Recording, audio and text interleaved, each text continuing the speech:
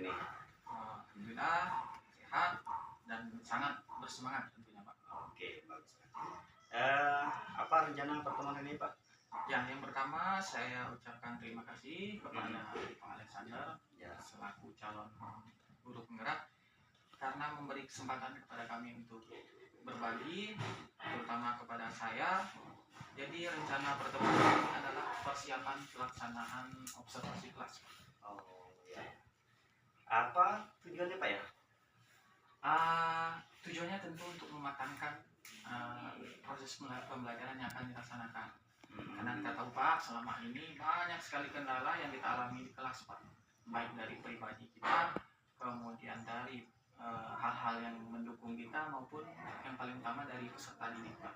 Oke, berarti hari ini Bapak mau melakukan pra-observasi berarti ya? Iya, benar sekali pra-observasi. Apa Pak tujuan dari pertemuan hari ini kira-kira apa ya?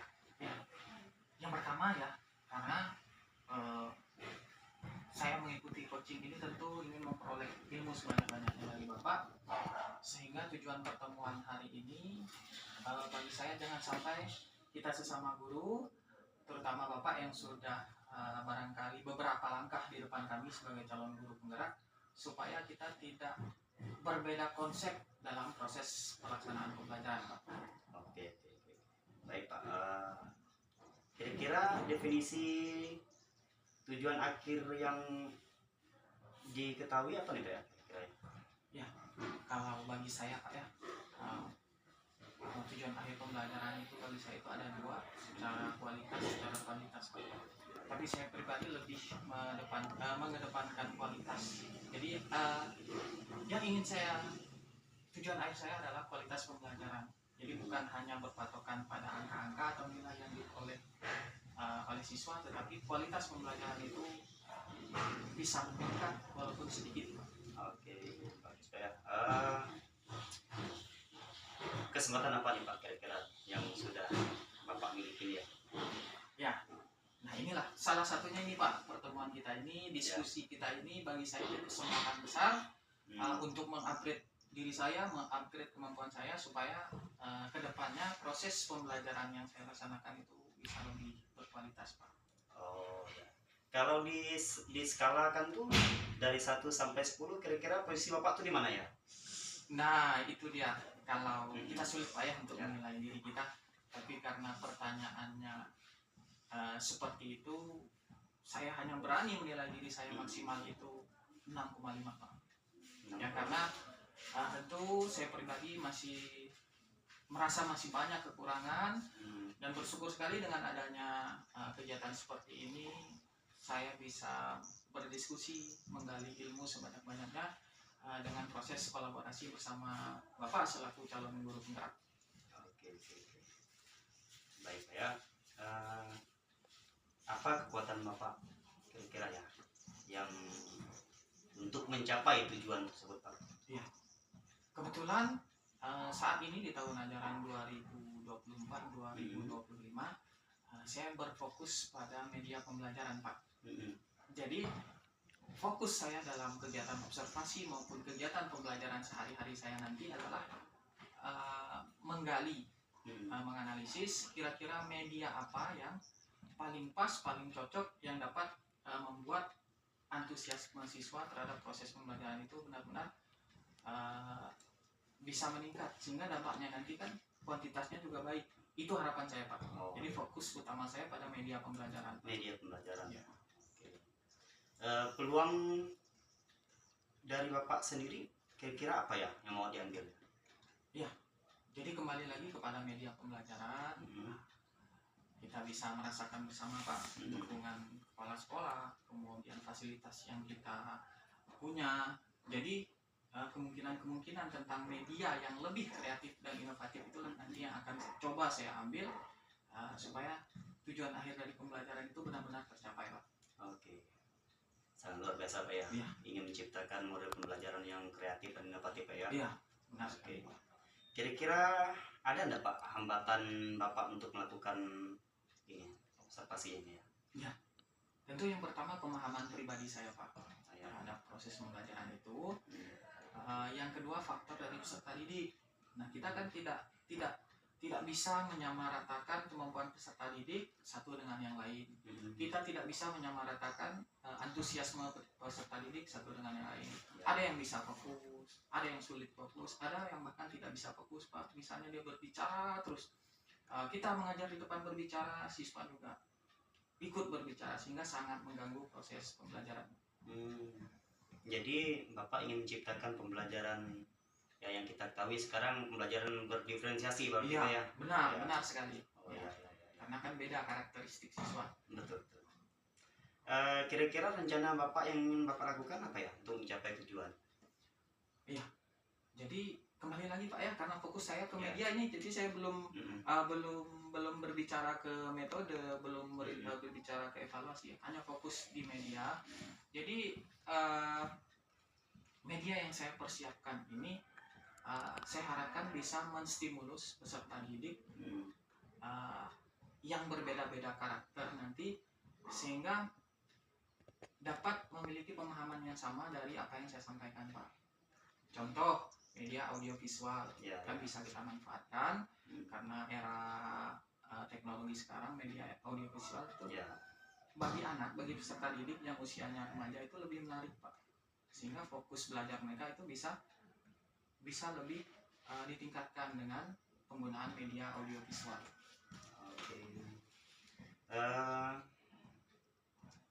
Adakah yang menjadi prioritas Bapak kira-kira ya dalam proses belajar? Jadi tentu prioritas saya pada peningkatan kualitas pembelajaran. Saya akan tidak mengabaikan, saya fokusnya kepada seberapa jauh siswa antusiasmenya meningkat, seberapa jauh semangat belajarnya meningkat, seberapa jauh keterlibatan siswa dalam proses pembelajaran. Walaupun nanti bisa jadi hasil belajarnya itu belum memuaskan, tapi semangatnya sudah bertambah, antusiasmenya sudah bertambah, keterlibatannya sudah bertambah. Itu yang jadi prioritas saya Pak. Oke.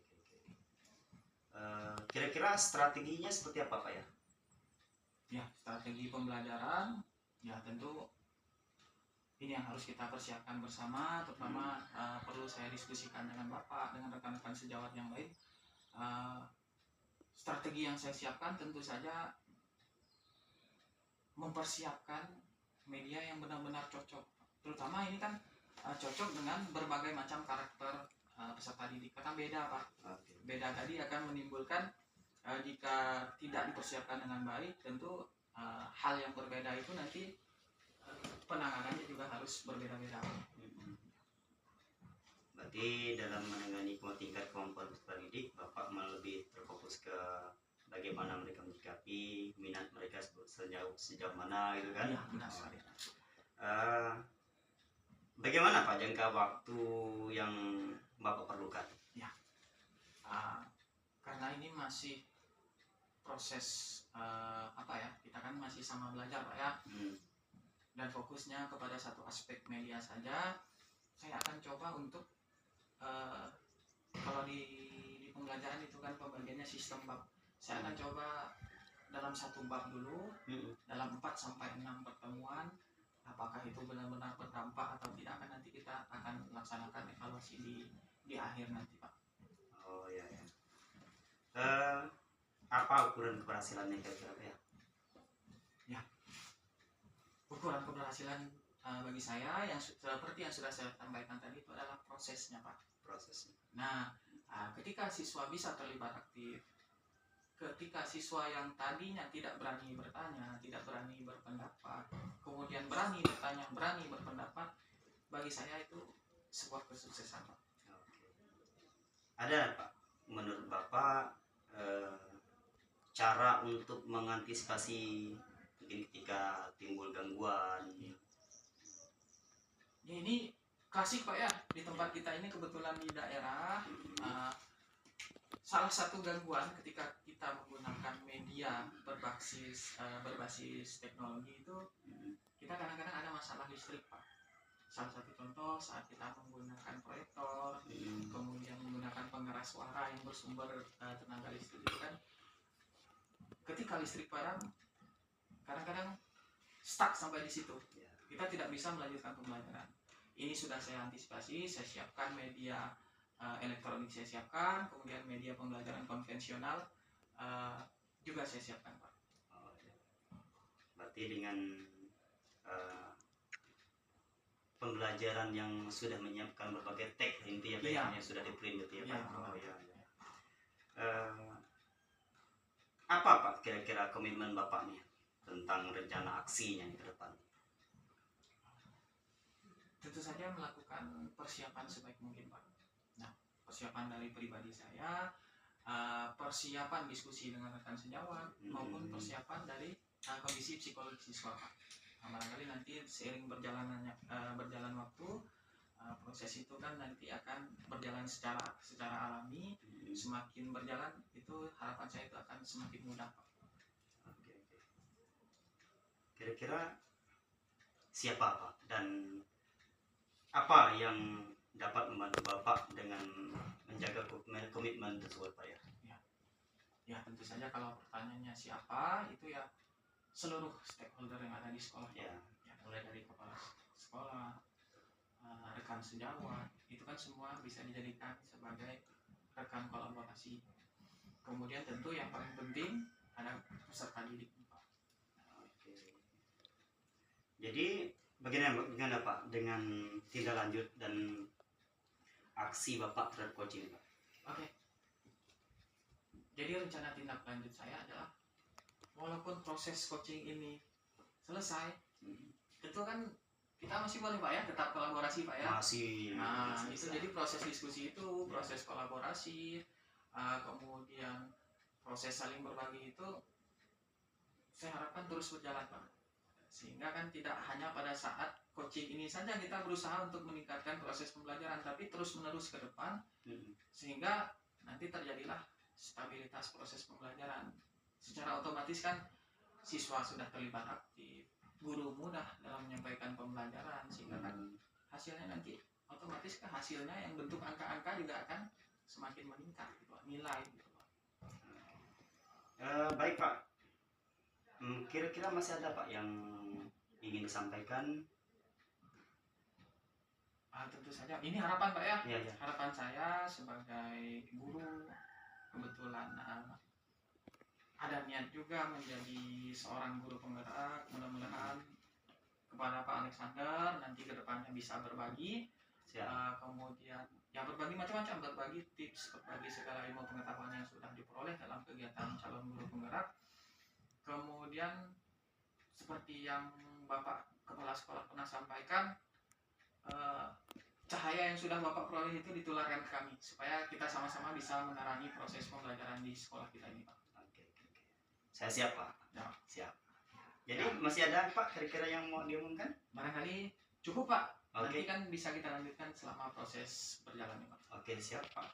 Jadi saya rasa cukup ya. Ya, terima kasih. Oke, terima kasih Pak. Terima kasih Pak. Selamat siang. Oke, selamat siang.